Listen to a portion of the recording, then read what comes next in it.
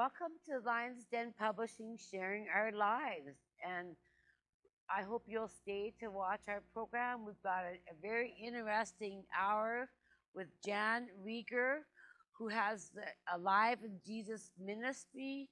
And she's going to talk a little bit about what she does and what her prayer teams do down there in this month of October of Halloween. So we also will be cooking up some specialty items that most people don't cook up. We'll have a cartoon and we'll have a funny skit for you. So please stay and join us for this entertaining hour and listen. And I would now like for you to listen to my friend Jan Reigor. Jan? Yes. Can you tell me about your ministry and how long you've had it and how you got into it and what it does? Okay. I went through my own inner healing from my childhood a few years back, and it felt so good to have God heal me that I prayed and asked Him to give me the gift of healing, and He said yes to that prayer. And I started going to Christian healing schools, which is a little bit different approach than the secular counseling, and started seeing people. They just started coming to me. I didn't advertise. I wasn't even through school yet when my first person came to see me, and just by word of mouth, people started coming. And from that, I met a lady that's very spiritual that lives here in Great Falls, and she does a deliverance ministry, and I learned practical approach to doing deliverance ministry. And in that process, we started going and blessing houses, casting spirits, unwanted spirits out of houses. And it just branched onto there to where I went into studying the paranormal. And I'm also just completing my degree in psychology. And we do a variety of things, but it's all in helping people get better and feel better and grow spiritually. Okay, so you very much believe in the spiritual world, that there are demons and there's good spirits out there in the spiritual world, because this is the month of Halloween. And myself, before I became a Christian, I always practiced Halloween and decorated it for it, threw great big Halloween bashes and had a gay time. When I became a Christian, I stopped practicing Halloween. And I guess it's kind of up to you out there, what you believe about Halloween. But I felt like I didn't want to participate in that activity anymore when the scary, the grim faces and devilish, ghoulish costumes and stuff scared old people, frightened them. I saw it. I was in Missouri River Manor, and they were all parading through there, and it was a big event. And it was like, why, and those old senile people were scared and crying, seeing those kind of costumes. It wasn't fun for them. So it was kind of a torture. It was kind of a mean thing. But anyways, as for myself, when I became a Christian, I stopped practicing Halloween. I know a lot of people that are Christians don't practice Halloween more, and I also know a lot of Christians that do. So it's kind of up to you whether you want to or not. But I do know Jan is she's very well taught in psychology and has been to umpteen seminars in healing and deliverance, and she also has a mission that she goes over to Nigeria. And how many times have you been over to Nigeria? I've been to Africa 4 times, yeah, on church missions, and I went once to Nigeria for a 10-day exorcism of a woman that had evil spirits in her, and it took 10 days to get the spirits out, but we got them out, and she's free of those today. So anyway, she's had a lot of practice. That's in the Catholic Church, that they do believe in exorcism. They've had that since in God's or Jesus' scripture to cast out demons. He instructed his own disciples to do that. This is a very controversial area, and I understand that. And for my viewers that are listening to this, if you don't agree with me, that's okay, because I understand. It's very controversial. It's either whether it works for you, helps you, or not. But that is ongoing. The Catholic Church practices it. The popes have practices it. Mother Teresa had an exorcism done on her, and I mean it goes on, and it's just very controversial. But that's okay. We don't worry about that. What we want to talk about is Halloween. Tell us about what Halloween is, Jen. Well, there are a lot of people who are not aware that Halloween is the opposite of Christmas. The Satanist worshippers like to imitate our holidays. As we have Christmas to celebrate the birth of Jesus Christ, the Satanists celebrate Halloween as the birth of Satan. And it's done to mock the Christian people. There is all kinds of voodoo, witchcraft, curses, and spell casting that's done against people on Halloween. There's satanic rituals, satanic masses that's celebrated and offered, and it's just a way of tricking people into honoring Satan without them knowing it. The sales on Halloween goods has risen second in the nation to Christmas goods. And not only are there elderly people who are frightened by these grotesque masks and demonic looking faces, and there's also children, small children, who are very frightened by them. And it's a very negative thing, but parents and students innocently think it's a fun time and they like to be involved in it, and who doesn't like to go around and get free candy and say trick or treat? But we can celebrate without going into the negative area of the Satanisms, and that by wearing costumes that are not scary, we could celebrate harvest days rather than Halloween days. And of course, the Catholic Church in the tradition knew that when Halloween first got started, that it was a day of worshiping Satan. And so to try and offset that, they instituted All Saints' Day, which is the day before Halloween. And there are cute saint costumes the children can wear in that, and so you can still have a celebration without making it something that's alluding to and giving into the tricks of Satan. Okay. Jan, I believe you got some pictures that you want to start to show here. Yes, I would like to explain about the pictures, and in my studies of studying the paranormal, I've learned that science and religion can shake hands and work together.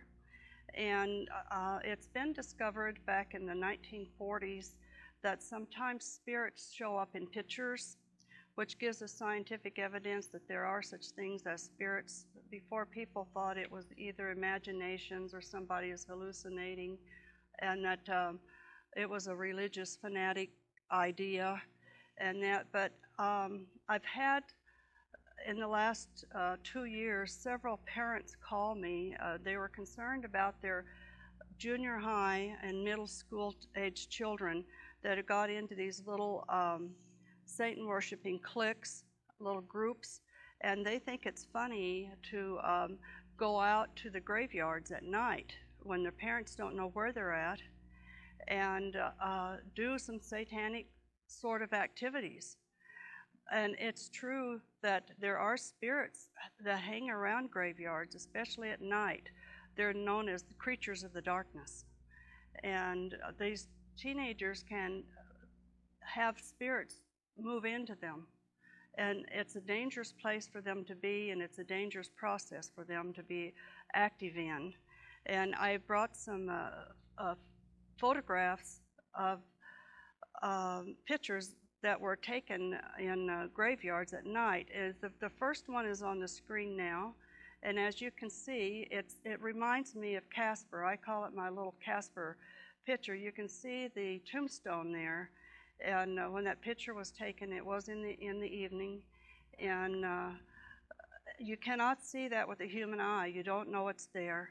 You just randomly take your pictures, develop them, and see what you've gotten. And lo and behold, there is a very prominent spirit showing up in this picture. I have some others that I'd like to show you too that are quite intriguing and interesting to show that it's unsafe for teenagers to go to graveyards at night. So, how are you thinking about these things now, Kelly? Oh, I'm fascinated by it. Here is one that's shaped like a snake. I call it a snake spirit, and that is in a memorial to a person in a graveyard. And it could be considered like a snake spirit, or maybe related to a dragon, the shape of it, or a dinosaur. These spirits move around in a mist and take on different shapes at different times of the day and night, more so at night though than in the daytime. Is that the only pictures you had? No, I've got 4 more, and Okay. they're interesting also. And Okay.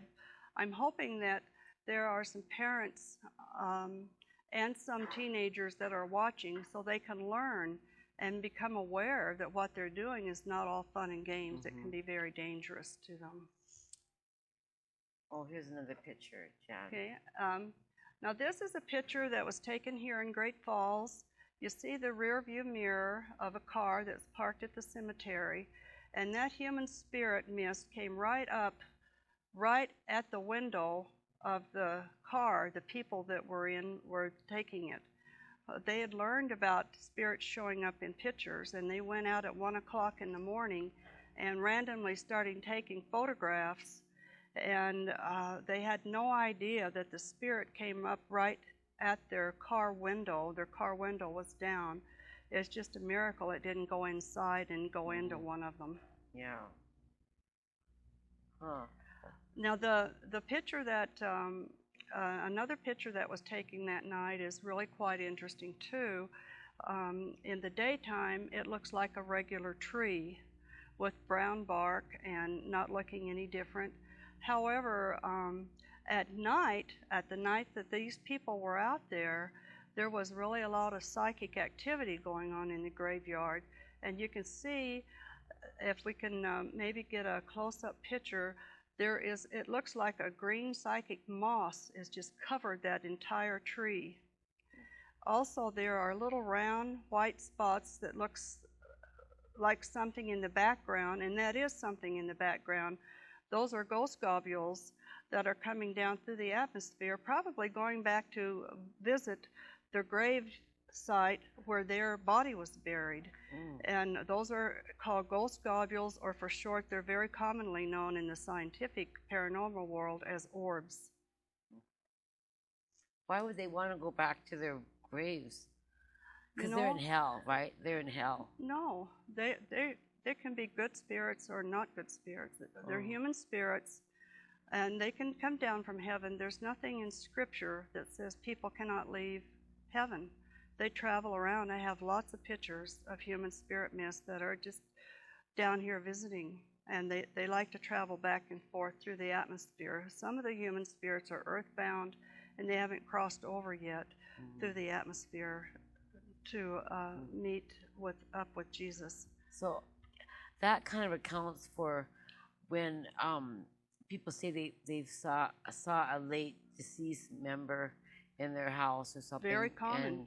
It's very common. And since it's been discovered that pictures can show them, we have a lot more scientific evidence now that it exists, and it's not a person that's just grieving and imagining things and wishing it would happen, because it truly does happen.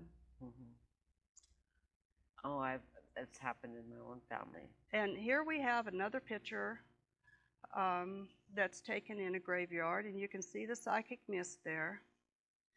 I wanted to put these on so that people who may be listening or watching would know that I'm not some sort of a fanatic or a religious nut, that I'm a very sincere person and educated, and I know what I'm talking about. Is that all the pictures then, Jan? I've kind of lost track. Yeah, I think we had 4 pictures up. There was actually 6 in. Yeah, okay, it takes them a while to get up. Now, what are some of the satanic practices that people are unaware of? Here we have another one. This one shows up quite well. You can see it up above the tombstones. And you notice it is in a psychic mist. The mist will go together sometimes and form a circle and actually can go into what we call a ghost globule or an orb. They travel around. They have to have energy to be down here. That's the scientific part of it. And they like to hang around trees and grass and places where they can get energy. In this particular graveyard here, I went out one night when we were having the eclipse to see what kind of pictures I could get. And they drained the energy out of the battery on my digital camera, and it wouldn't work. So, but I knew one of the reasons they were there is there's a large electronic transformer there, and they can actually draw energy from that to be able to move around down here in the atmosphere and on the earth. Okay. Do you want to talk about, we have about 3 minutes left. Do you want to talk about St. Benedict Cross, or do you want to talk about your friend Ed Lorraine Warren? Well, I would like to mention that I did study the paranormal with Ed and Lorraine Warren in Connecticut. They live in Connecticut, and they were the lead investigators of the Amityville Horror, the first movie that came out that was fairly well based on fact. The rest of them are just Hollywoodized and blown out of proportion. But I have had a very reliable training and know and understand what I'm doing. And we do have a house blessing team. Our house blessing team is named after St. Benedict because he's the patron saint of demonologists. Because of his own severe struggles with the devil. Yes, he fought with the devil a lot when he was on earth and alive. He was a very holy man. And he won. Yes. He was able to overcome it, or he was able to resist the devil. Right. He did. And that's about the only 2 ways you can win the devil, right? Oh yes, you have to live a life that's pleasing to God, and the scripture says, resist the devil and he will flee. So don't give in to his whims and his tricks. Stay true to God, and you'll be safe. Okay. And what are some of the satanic practices that people are doing around Christmas and they're innocently unaware? I think you mentioned some, but were there any other ones? Around Christmas? I'm sorry, around Halloween, because this is kind of our Halloween show. Well, I know one night I was called on a Halloween night to come up to the mental floor up at the Benefist West, and a lady had been admitted and was having some problems. And as I was going up, I saw teenagers dressed in black, a woman and 2 men, walking through the hospital, and they were moving their hands around like they were casting spells on people. And these young people just don't know what they're doing to themselves and to others in doing such terrible things like that. It is very dangerous for people. Yeah, yes. Okay, so anyways, this show is kind of, we're not celebrating Halloween, but we're celebrating All Saints Day, which is the following day after Halloween. And we'll have a cute little skit for you later, and to show you what we I guess what we like as Christians, and that is a controversial talk. Okay, we're gonna go ahead and end this segment of the show, and I'm gonna pick up on my reading of my book, Supreme Love.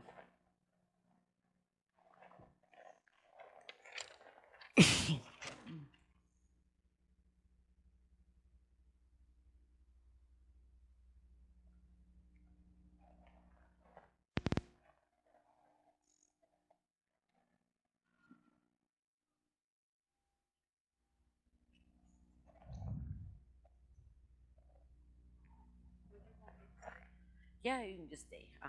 You're fine.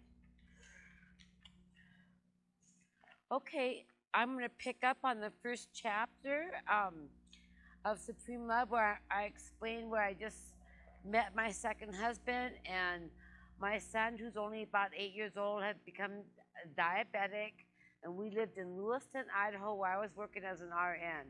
So we're going to pick up from there, and I hope that you enjoy this.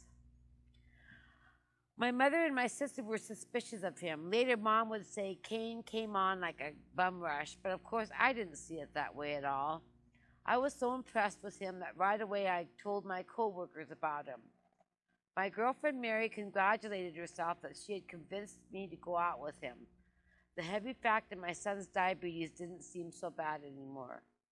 I even started to diet thinking that this time I'm really going to lose that extra 35 pounds packed on my short 5'2" frame. I fervently hoped that he really wasn't noticing that part of me too much.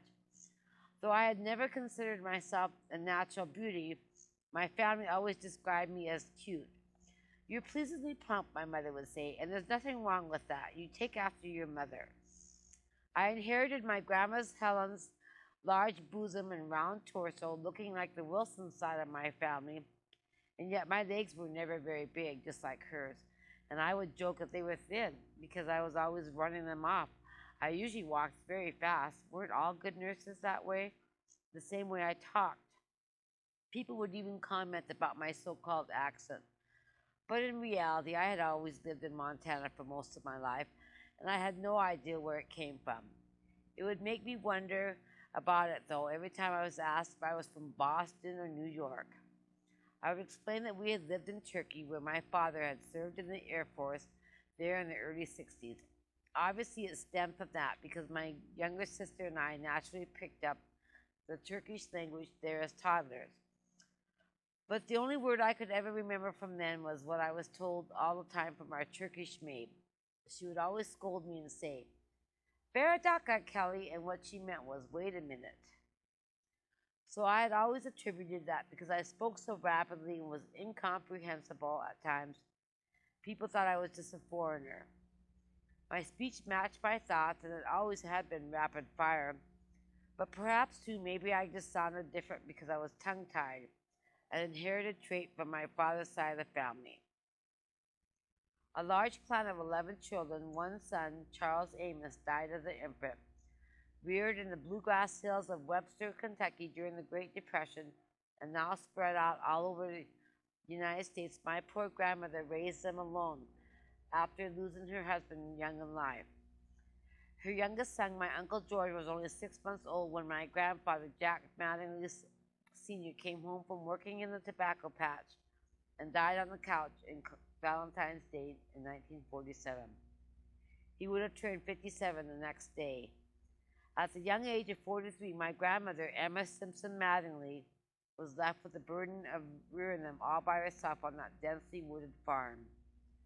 Her small 2-story tar-papered house was so crooked that the floors and walls actually leaned into each other, and when you stepped inside, you actually found yourself falling from one heavily flowered, wallpapered room into another. There was neither electricity nor plumbing, but there was an old well and a well-used outhouse. On the ground floor was one bedroom, a small dining room, and a rural kitchen. On the upper floor, in one big room separated by a curtain, my aunts and my uncles slept together in 2 big feather beds. Long before they built onto the kitchen, they climbed up in their bedroom by a steep outside ladder. My grandfather added on an old-fashioned porch later, and this is where they would sit in the evenings on the old porch swing to visit and enjoy the cool of the evening. My grandmother had very much wanted a bathroom before she died 26 years later, but never got it. The house was so crooked and condemned that it had to be immediately torn down. Whatever it was, I knew I sounded very similar to some of my dear uncles, and they always sounded like they had a mouthful of cotton when they talked to you. You couldn't understand a word they said mixed in with that long southern drawl of theirs, yet they were the sweetest people you could ever want to know. No matter, I had a short little tongue, and the only downfall I had about it was that I could never learn how to whistle, although I tried awfully hard at it as a little child. I also had trouble pronouncing words. I knew them, but I couldn't pronounce them to you even if I tried. I had a speech therapist when I was little, which did help me pronounce my R's better, but still the impediment existed. Saturday, I hurriedly searched through my small closet trying to find clothes that would hide my apron stomach and my wide hips, yet disguise my big bust too. Usually I was able to camouflage my physical faults by wearing long dark jackets over large oversized shirts and stirrup jeans. I didn't wear heels, usually moccasins, sometimes cowboy boots for my small feet, and I liked wearing big hoopy earrings, and that was about all for jewelry. Though my body was big, my head was not, and I worked on accentuating my best features on my face. I applied lots of dark mascara around my small brown eyes, rose blush on my cheeks, and coral lipstick on my lips. I curled my fluffy, oftentimes fuzzy, medium length brown hair that I wore loose on my shoulders with a light bang, and studied my reflection in the mirror. I had a small, turned up nose, and my smile and my teeth were good. I silently thanked my mom for all these years and braces. When I plopped in my contacts, I was also thankful that I wasn't wearing thick, heavy glasses anymore. Beautiful I was not, but cute I was told often enough. Cute and fat. I brushed my teeth, sprayed on Estee Lauder Cinnabar cologne all over, and was ready to go. Kane arrived on time. I left my family and my son while we decided to go to a different bar, a quieter one, so we could get to know each other better. This night he told me how he had gone into debt over $80,000 worth in his logging business. He had been proud that he had eliminated much of that debt. How much of it I did not ask. I did not want it to seem like I was prying into his personal affairs. When he told me about the beautiful forested land he owned by the Clark Fork River in Tucson, south of Missoula, Montana, my quick mind started thinking, I could continue school in Missoula. I always knew that about their bachelor's degree program in nursing they offered at the University of Montana, and it was reputed to be a good one. While he talked about the hunting and fishing he so loved to do, I nodded an absent-minded agreement on how great hunting was, and told him how I had gone with my own father as a child on his hunting trips. In the meantime, I imagined that I could live in Missoula all right. This handsome, earthy mountain man was becoming even more interesting to me. By the end of the night, when he took me to his motel with me, I was already planning the gorgeous log-style home we would build together on his land in Houston. He already told me about the small mobile home he kept there. I had never owned anything in my life except the old beat-up second-hand Subaru I drove, and that had been given to me by my mother after Ivan bought her a new Lincoln Town Car when he was courting her. I was definitely physically attracted to Kane, but I could not sleep with him that night. It was too soon, so I lay beside him and we kissed and talked and held each other. Reluctantly, I got up and headed home in the wee hours of the morning. My sleeping family never even heard me slip in through the side patio door. Later that morning, he stopped by my apartment to tell me goodbye before he headed back to Kennewick. He held me for a long time in his arms and told me how he was going to miss me. I really didn't have much time to think about him after he left because my family and I were preparing to cook a big traditional Easter dinner. We planned to go over to the other side of Clarkston, Lewiston's sister city, so the kids could go on an Easter egg hunt. We gave each other Easter presents while the Easter Bunny had baskets filled with candy and toys for the kids. And the next day, my parents, sister, and nieces went back to Great Falls. All week long, I started receiving letters in the mail from Kane during the day and phone calls every night. The letters and cards were romantic. He was very charming. He told me how special, remarkable, and fantastic I was, how I did things for him that no other woman had done for him, that he could communicate so openly and freely with me, and that he had never been able to do that before. He wondered if he had had had ever experienced love before and didn't know it because he was experiencing all that with me now. He wrote how I helped him feel like no other woman had, and how he missed me and longed to kiss me and hold me in his arms. It was all very sincere. I was already starting to fall in love too. The third weekend, I started letting him just stay with me at my apartment. He offered to sleep on my worn out short love seat. It wasn't very long before he was in my soft, warm double bed. It was a mutual desire. I didn't want him to pay for a motel room unnecessarily. More than anything, I wanted my son to get accustomed to him. I couldn't help but notice that every time he came, Danny would stay right on my lap the whole time we visited out on the patio deck. For a while, I worried whether my son would accept this new man in my life. It had always been just the two of us.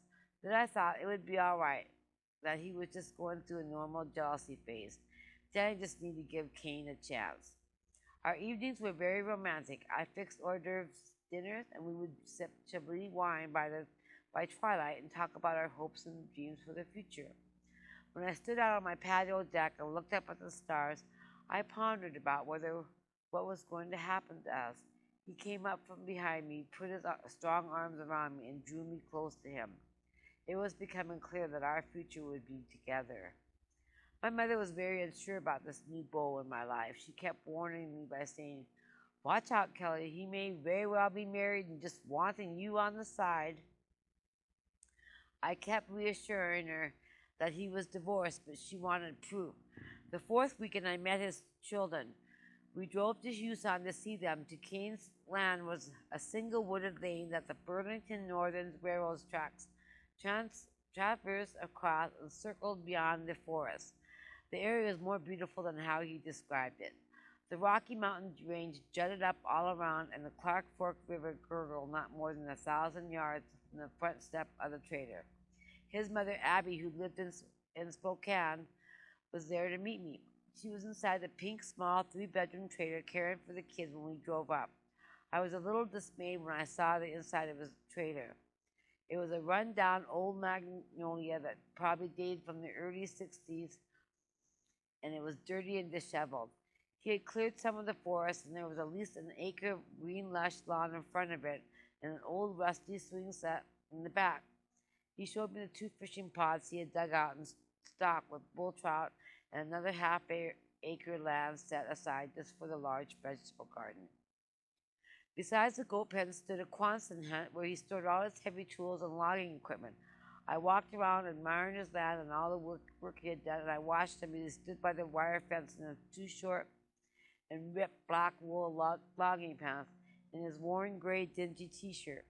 While I stood there and apologized for how run down everything was, I felt sympathy mixed with love for him. He was trying to make small jokes about it and tell me the history of his place and the events that happened while he lived there. My heart just welled up with love for him as it dawned on me how much responsibility he had the past few years and how much of a hardship his life had been with the destitution that I knew they had been through.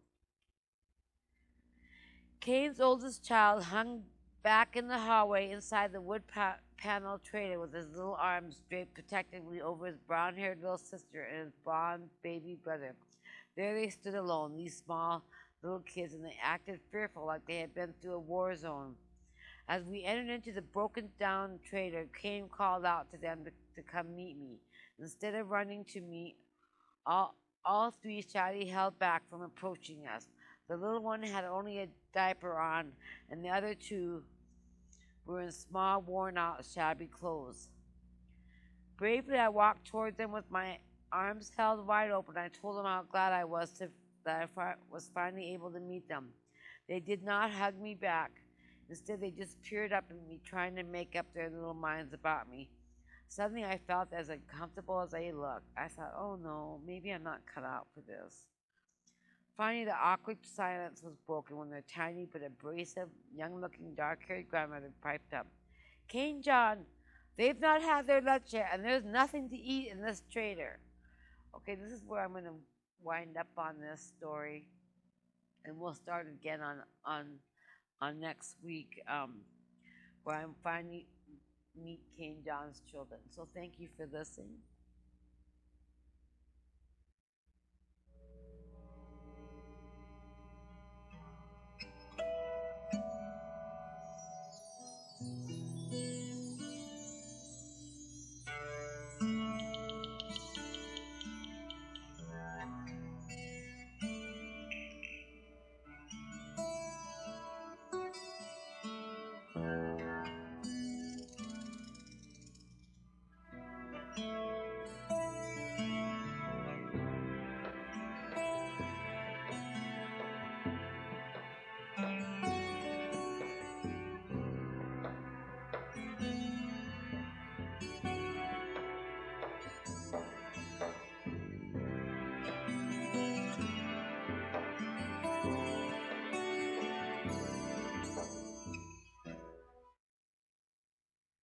Hi.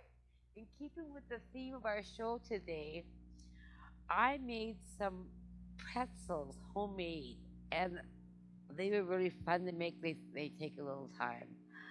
But the reason why I made pretzels is because there was a pretzels got its beginning in Italy.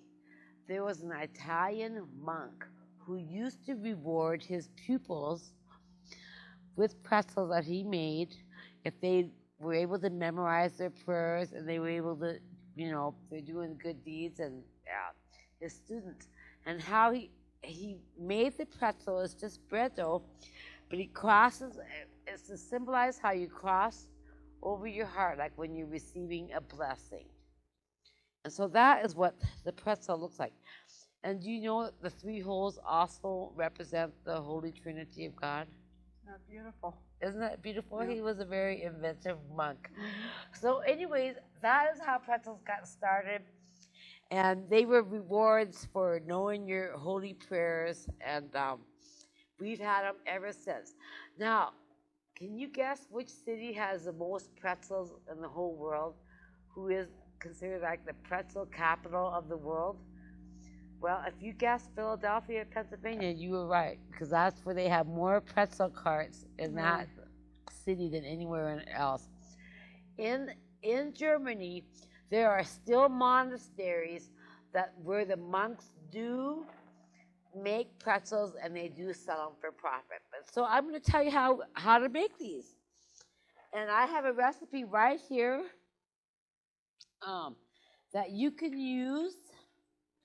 Here's the recipe for pretzels. And if you want to have this recipe, you just call me up at 453-4296. That's 453-4296, and I'll be happy to mail you this off to your home address, because this is a fun little recipe, and it's a simple recipe. I did look through all the recipes to find the best one, and this is the best one. So I'm going to go ahead and tell you how it's made. The first thing, you have to get all your ingredients together, and Jan, maybe you could just lift them up. What you have to have is 1.5 teaspoons of dry yeast. And you put this in a bowl. We'll just maybe pretend this is our bowl or something. Put that, you can pour some in there, just put it in there, yeah. Okay, and then this calls for 1/2 teaspoon of brown sugar. So, I don't know, okay. And then we want a dash of salt. So here's the salt. You put this all together. And then you want 1.5 cups of 110-degree water. Now, I believe water boils at 150, does it? You know? Somewhere around in there. Yeah, or 160. Mm-hmm. So I just took... Okay. Anyways, I just took my water and I mic'd it in the mic, and water boils at 210. That's what Ollie says, yes, and he's smart. I know Ollie's really smart. Okay, so I boiled my water at 210. Then I added all my ingredients in there, and then I let it rest for about 5 minutes. And so if any of these bread bakers out there, you have to let your yeast rest for about 5 minutes. You want it to rise. To rise, yeah, to dissolve and rest. Okay. So, we're doing all that. We're allowing that to rise. Then the next thing we do is we take our 4 cups of bread flour in the bowl. You add that to the mixture, and then you knead it. You knead it, and I did that last night because I made this last night. And you knead it, and then you cover it with a damp towel, and you let the whole thing sit for an hour, a full hour. You have to let the whole thing sit. After you come back and it's kind of raised and got puffy and stuff, it's a lightly greased bowl is what you put your dough in. Cover with a damp cloth. You come back to your dough and then you cut it in 8 to 10 pieces. And you roll it. And this is what you're going to do. And you don't use a rolling pin. You think you need a rolling pin. I pulled out the rolling pin thinking I need it. No. You roll it with your hands. And you just roll it back and forth like this. And that's what your pieces are going to look like. If you can see that. Big, long pretzel sticks. Okay, when you've got all your pieces done, and we have, how many pretzels we got there? I think we got 9 or 8. I don't know how many we have. There's 9. 9, okay. So here's the pretzels, and then you're going to take your pretzel and put it on your lightly greased frying baking pan. And I always cover mine with foil, and you can do that. And then you're going to circle up your pretzels. You cross them like they're blessed. I don't know if you can see that. Just like that. Can you see that? Mm-hmm. I guess you can. Good shot. Yeah. So you take your pretzels and roll them up, put them in the fry pan, and then this requires a really hot oven, 550 degrees. So you wank your oven all the way to the very end before broil. So those are baked rather than fried. They're baked. They're baked. And you put them on your pan and bake them for about 8 minutes, or watch them till they're golden brown as they are. And it takes about 8 to 10 minutes. I just watch. When I cook, I just watch. I don't time it. I'm just watching it myself. So after you're done with that, then you pull them out. After you're done, you've got to have your melted butter right here. You melt that in a bowl, something like this. Melt it, and you are going to drip your butter on the pretzels. Your melted butter. And I got real butter. Did you notice that? Yes. I love real butter. It tastes better than that. Yeah, it's not better good for you.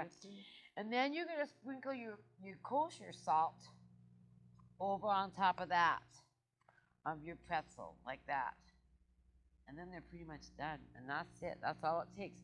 This is a wonderful recipe. It's an easy recipe, and anybody can do this. So now we're all going to sample this pretzels. Thank you.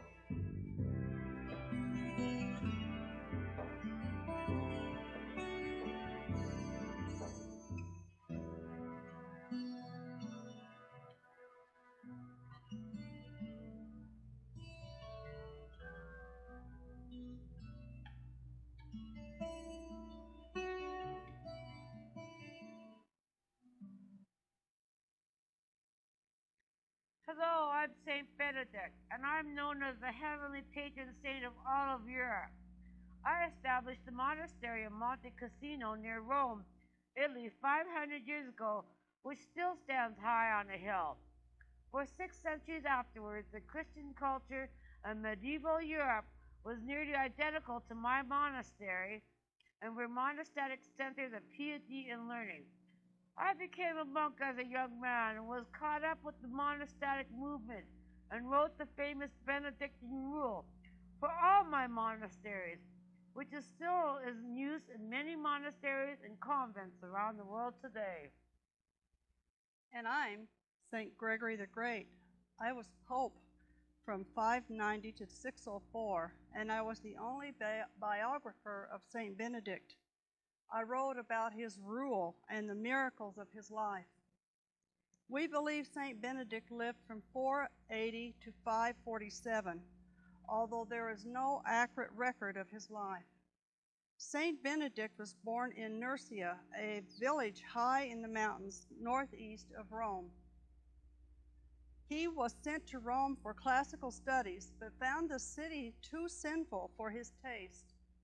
Consequently, he fled to Ceballo, southeast of Rome, where he lived as a hermit for 3 years. It was said a monk by the name of Romanus tended to him, and ravens brought Benedict food to eat in the cave where he lived alone. Let me tell you, I've had severe spiritual struggles with the devil while I lived alone. The devil appeared to me as a beautiful lady and tried to seduce me. I defended him by resisting him. This struggle is symbolized on my St. Benedict medal and cross. I continued to live alone and became very holy. A group of monks discovered me and begged me to become their spiritual leader. I did, but they became resentful of me and plotted to poison me. I knew this because I could read minds. And when I blessed the cup of wine they gave me, the cup shattered in pieces. They again tried to poison me with bread. I prayed a blessing over the bread, and a raven swept in and took the bread away. I left these monks.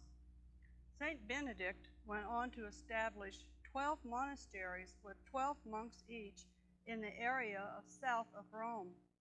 He moved to Monte Cassino, southeast of Rome, destroyed a pagan temple dedicated to Apollo, and built his premier monastery. There he established his rule, which had 32 sections. At that time in Christian history, the religious were instructed to practice mortifications and self-denial.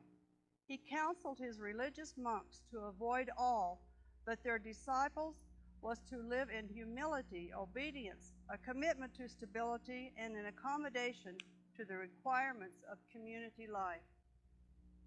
Community was a key feature of my monastic vision. My community was suited to bring my monks to their highest potential. My abbots were expected to be stern, yet kind and flexible, and adapt his message to the needs of each religious and the good of all. I was externally accountable for all the salvation of my monks, and I regarded them as my sons and brothers. His balance of work and prayer, along with his validation of community life and regulation of monastic discipline, eventually set the pattern for Western monasticism as a whole. At this time, when the world represented extreme social hierarchy, his order presented an ideal of equality. We affirmed the spiritual value of work when manual labor was disdained. When culture was disintegrating, we maintained islands of learning and civilization. When violence was commonplace, they lived on the model of peace. A summation of St. Benedictine's rule was pray and work. Through God and His Holy Spirit, I performed many miracles in my lifetime. Foremost was my ability to discern the thoughts and souls of other people. Otherwise, I could read minds. I also made water flow from rocks, and I sent a disciple to walk on water and make oil continue to flow from a flask. I prophesied, and I forestalled attacks of the devil. You might say Benedict was a saint that fled temptation to pursue a life of attention to God. Through a balanced life of living and praying, he reached the point of actually glimpsing the glory of God at the end of his life. In the middle of the night, he suddenly saw a flood of light shining down, more brilliant than the sun, and with it every trace of darkness cleared away.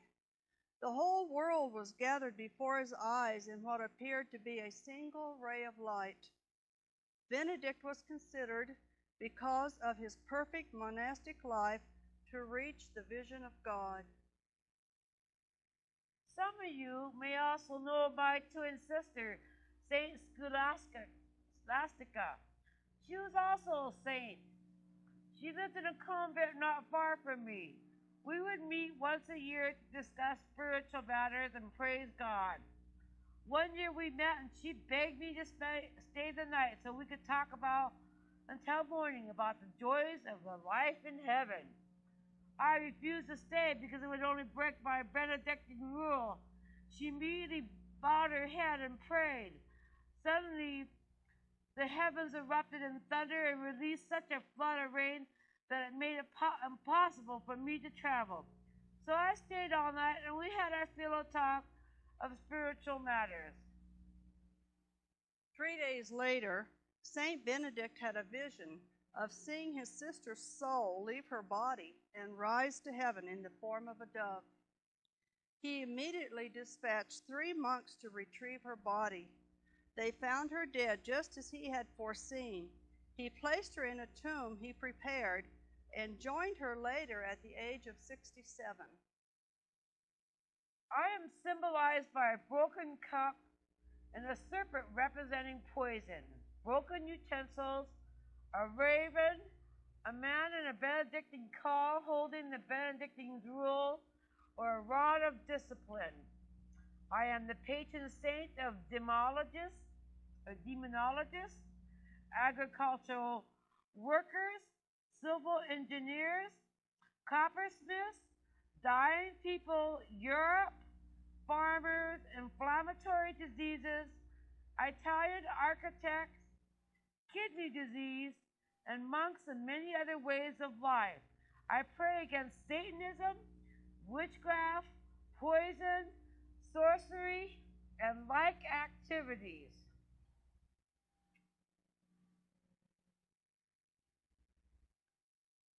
The St. Benedict medal has on one side an image of Benedict holding the golden rule in his left hand and a cross in the right.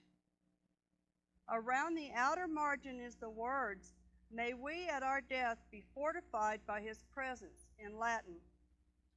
The other side of the medal has a cross with initials meaning, "Let not the dragon be my guide." The cross of our Holy Father Benedict are on the interior angles of the cross. The margin of the medal on this side are initials standing for "Begone, Satan. Do not suggest to me thy vanities. Evil are the things thou offers. Drink your own poison." Peace is on the top of the medal. These medals were first struck in 1741 in Germany and spread throughout Europe. Today, our modern-day Pope is from Germany and has taken the name of Saint Benedict for Pope.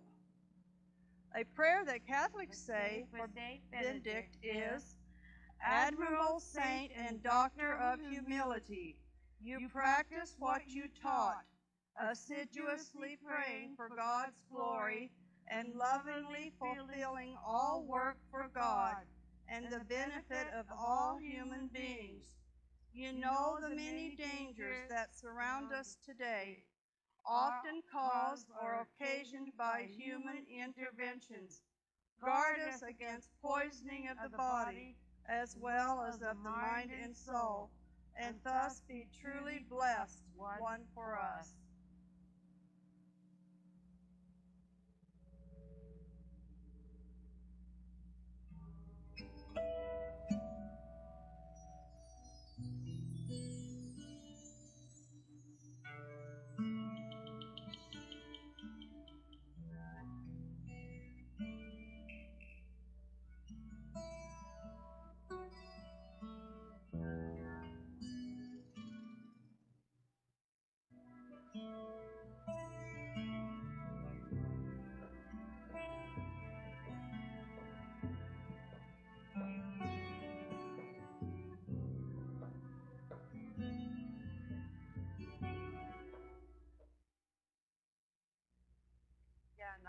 fun, and I'm glad you did that with me. Thank you. I enjoyed it. I'm going to tell a little joke. This is a devil joke, and it's from Minnesota. Two guys from International Falls, Minnesota, died and woke up in hell. The devil stops to check on them and sees them dressed in parkas, mittens, and bomber hats, warming themselves around the fire. The devil asks them, "What are you doing? Isn't it hot enough for you?" The two guys reply, "Well, we're from northern Minnesota, the land of the snow and ice. We're just happy for a chance to warm up a little bit. The devil decides that these two aren't miserable enough and turns up the heat even more.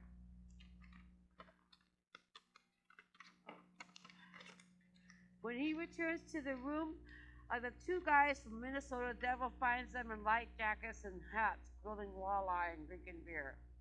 The devil's astonished. "Everyone down here is in abject misery, and you two seem to be enjoying yourselves." The two Minnesotans reply, "Well, we don't get too much warm weather up there in the falls. We've just got to have a little fish fry where the weather is this nice." The devil was absolutely furious. He could hardly see straight. Finally, he comes up with the answer. The two guys love the heat because they've been cold all their lives. The devil decides to turn all the heat off in hell. The next day, the temperature is 40 below zero. Icicles are hanging everywhere, and people are shivering so bad they're unable to wail, moan, or gnash their teeth. The devil smiles and heads for the room with the two Minnesotans. He gets there and finds them back in their parkas, bomber hats, and mittens. They're jumping up and down, cheering, yelling, and screaming like madmen. The devil's dumbfounded. "I can't understand. When I turned up the heat, you were happy. Now it's freezing cold, you're still happy. What is wrong with you two?" The Minnesotans look at the devil in surprise. "Well, don't you know if hell froze over? That must have meant that the Vikings won the Super Bowl." Okay, Jan, thank you so much. Is it done? Okay. Jan, I just want to give you a gift here, and thank you so much for being here, honey.